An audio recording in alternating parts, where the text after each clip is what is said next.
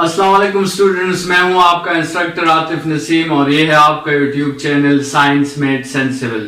Students, आज के lecture में हम पॉलिनोमियल्स का चैप्टर डिस्कस कर रहे हैं और पॉलिनोमियल्स के चैप्टर का ये तकरीबन हमारे साथ लास्ट टॉपिक है and that is about the modulus function.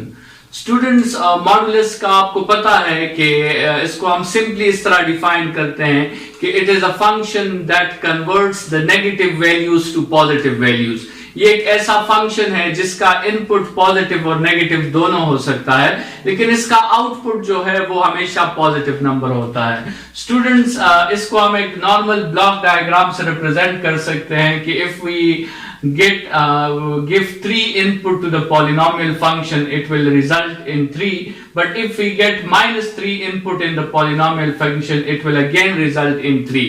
ठीक है, तो इसको अगर हम पॉजिटिव वैल्यूज दें तो ये उसे जो है आपके साथ पॉजिटिव रिजल्ट ही देता है, लेकिन अगर हम नेगेटिव वैल्यू दें तो ये उसको भी पॉजिटिव में कन्वर्ट कर देता है। स्टूडेंट्स, ये पॉलिनोमियल उस नंबर के मैग्नीट्यूड या उसकी वैल्यू पे कोई असर नहीं डालता, सिर्फ उससे माइनस साइन हटा देता है।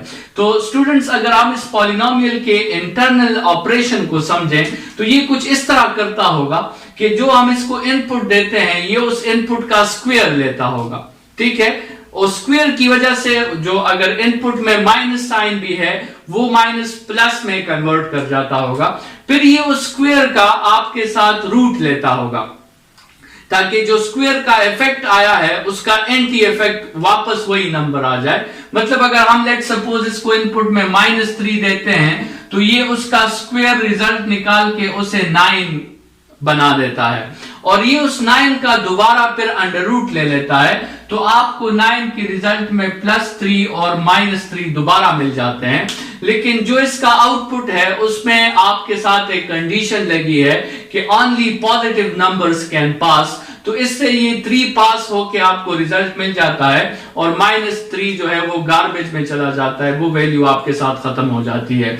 तो इस तरह आपके साथ जो है ये मॉडुलस का फंक्शन काम करता है। ये नेगेटिव वैल्यू को पॉजिटिव में किस तरह कन्वर्ट करता है, ये उस इनपुट का स्क्वायर लेता है, फिर उस पे अंडर रूट लेता है और फिर सिर्फ पॉजिटिव वैल्यूज को अलाउ करता है, नेगेटिव वैल्यूज को ये ब्लॉक कर देता है। स्टूडेंट्स, ये आपके साथ एक फंक्शन है y = x का और हमने ये इसका ग्राफ बनाया है। स्टूडेंट्स, इस ग्राफ को बनाते हुए इस ग्राफ का जो ग्रेडियंट हमने रखा है, ग्रेडियंट इस ग्राफ का 1 के इक्वल है और इस ग्राफ का जो y इंटरसेप्ट है वो 0 है, वो आपके साथ ओरिजिन से पास हो रहा है। स्टूडेंट्स, हमने एएस के कोर्स में लाइन ज्योमेट्री में ये डिस्कस किया था कि आपके साथ जिस इक्वेशन में कांस्टेंट नहीं होता वो इक्वेशन हमेशा ओरिजिन से पास होती है, लेकिन यहाँ पे हमारा डोमेन ऑफ इंस्ट्रक्शंस और डिस्कशन ये नहीं है।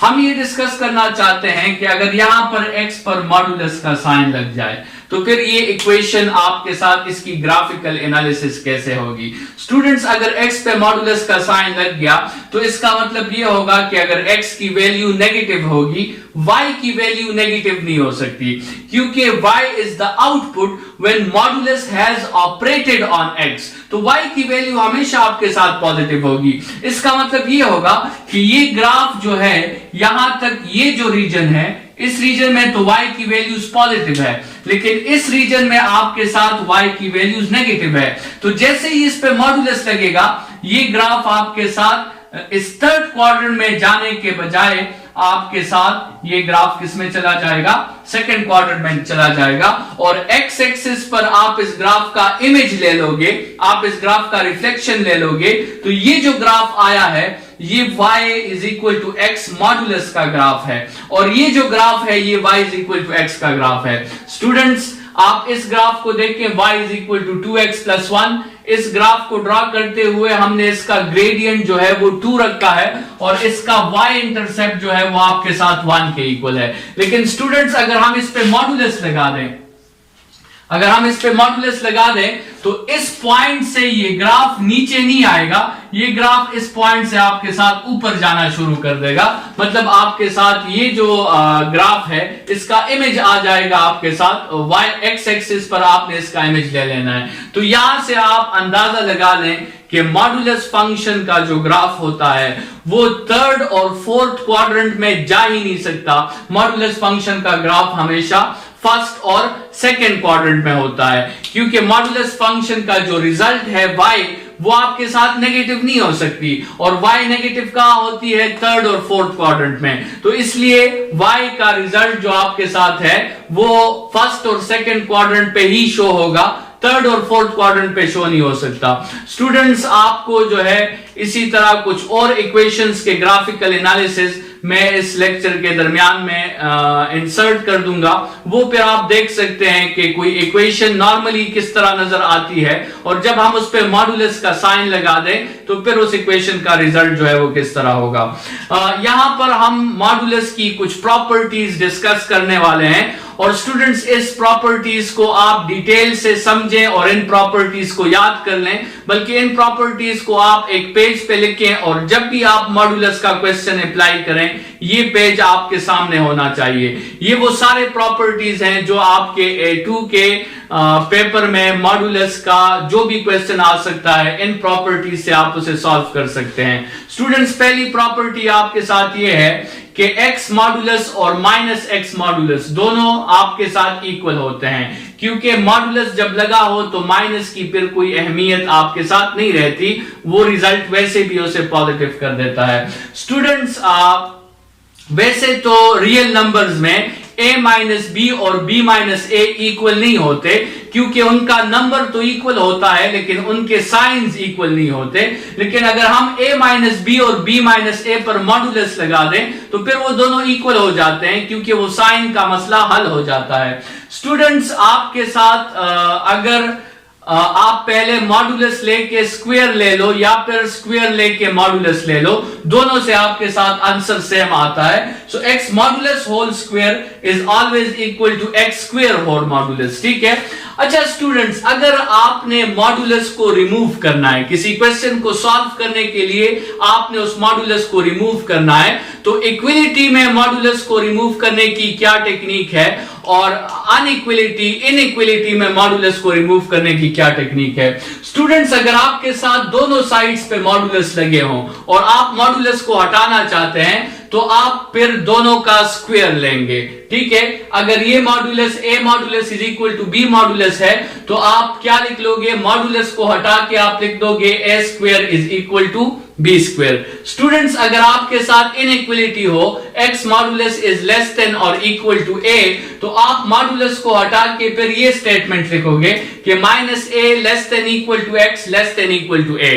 ठीक है। और इसको फिर आपने दो हिस्सों में डिवाइड करके सॉल्व करना है। मतलब आपने पहले ये हिस्सा कंसिडर कर लिया और फिर आप जो है ये हिस्सा कंसिडर कर लोगे, तो इन दोनों हिस्सों में फिर आपने इसको सॉल्व करना है। स्टूडेंट्स, अगर आपके साथ आ जाए कि x modulus is greater than और इक्वल टू a, तो फिर आपने क्या करना है? आपने फिर मॉडुलस को हटा के ये रूल अप्लाई करना है कि x modulus is less than equal to minus a और ग्रेटर देन और इक्वल टू a। ठीक है। ये स्टूडेंट्स वो सारे रूल्स हैं जो आपने अप्लाई करने हैं किसी भी क्वेश्चन को सॉल्व करने के लिए। हमारे साथ यहां पे एक सिंपल क्वेश्चन है 3x plus 1 modulus is equal to 2। Students, इसके एक साइड पे मॉडुलस है और दूसरे साइड पे मॉडुलस नहीं है, तो आप इस क्वेश्चन को सॉल्व करने के लिए ये तरीका भी अप्लाई कर सकते हैं कि इस मॉडुलस को हटाकर आप आउटपुट के साथ प्लस और माइनस दोनों के साइंस लगा दें। जिस तरह आप जो है अंडर रूट लेके प्लस और माइनस दोनों का साइन लगाते हैं, उसी तरह मॉडुलस को हटाकर भी आप प्लस और माइनस का साइन लगा सकते हैं। तो एक दफा इस इक्वेशन को आप प्लस के लिए सॉल्व करें, दूसरी दफा इस इक्वेशन को आप माइनस के लिए सॉल्व करें।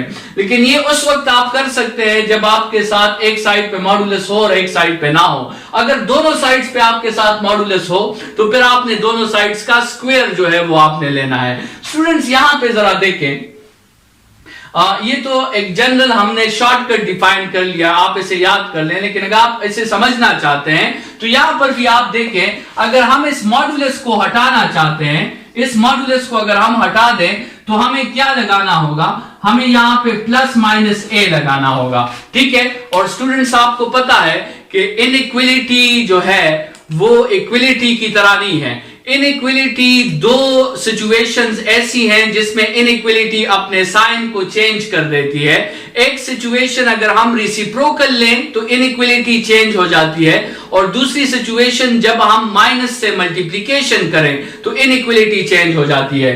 तो ये जो माइनस ए का केस है, माइनस ए के केस में इनइक्वलिटी आपके साथ ग्रेटर से कन्वर्ट हो जाएगी लेस के केस में, और जो प्लस ए का केस है उस प्लस ए के केस में इनइक्वलिटी वही रहेगी। तो ये देखें आपके साथ यही दो स्टेटमेंट जो है यहां से आ जाते हैं। स्टूडेंट्स ये हमने पॉलिनोमियल्स के चैप्टर के सारे जितने भी लर्निंग ऑब्जेक्टिव्स थे ये कंप्लीट कर लिए हैं। इन पे आप कुछ क्वेश्चंस ट्राई करें, और जो क्वेश्चन या किसी टॉपिक में आपको मसला हो तो आप कमेंट्स में मुझे सजेस्ट कर सकते हैं। हम वो टॉपिक दोबारा एक आसान इस तरीके से डिस्कस कर लेंगे। इस लेक्चर के लिए इतना ही। Thank you students.